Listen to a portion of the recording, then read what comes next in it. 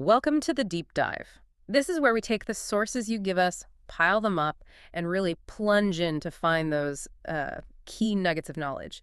We want to give you that shortcut to being genuinely well informed. That's the idea.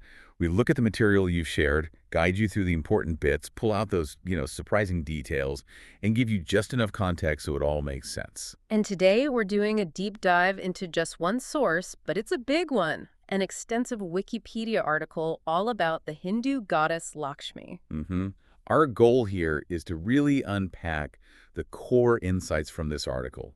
Her symbolism, her history, what she means culturally, basically, to give you a solid understanding of Lakshmi without getting totally lost in all the detail. Yeah, think of us as your guides through this wealth of information. Let's jump right in. Okay, let's unpack this then. So starting at the very beginning, who is Lakshmi in the Hindu tradition? Well, the source sets her up as one of the principal goddesses.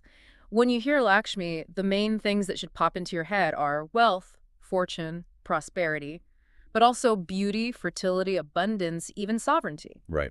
And she's also known widely as Shri, which means noble. Exactly, Shri. And knowing where she fits in the bigger picture helps. She's part of the Tridevi, that important trio of goddesses with Parvati and Sarasvati. But it's actually more layered than that, isn't it? Because in Vaishnavism, which focuses on Vishnu, she's seen as the supreme goddess. Right. And then in Shaktism, which is all about the divine feminine, she represents the prosperity aspect of the supreme goddess. That's really interesting right off the bat, how she can be both part of a group and considered supreme, depending on the specific tradition you're looking at. Totally. It shows you just how dynamic Hindu thought can be. Absolutely. In her name, the name itself is packed with meaning. Yeah, the source dives into the Sanskrit roots. It points to laka, which means something like to perceive, observe, know, understand. And laka, which means goal, aim, objective. So if you put those together, her name is essentially saying she's the one who perceives and understands the goal. It's not just having a goal. It's the wisdom and perception needed to actually get there. Wow, okay, so the name isn't just a label. It's almost like an action Mm. or the quality you need for prosperity itself. Exactly. Right. And there's that related word, lakat. Right, lakant, meaning sign, target, aim, symbol, attribute, quality, lucky mark, auspicious opportunity.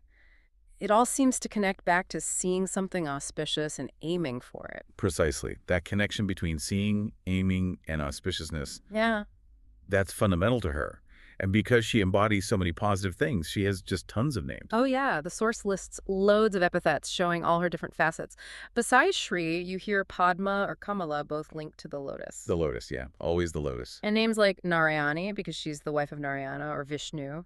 Vaishnavi, representing Vishnu's power.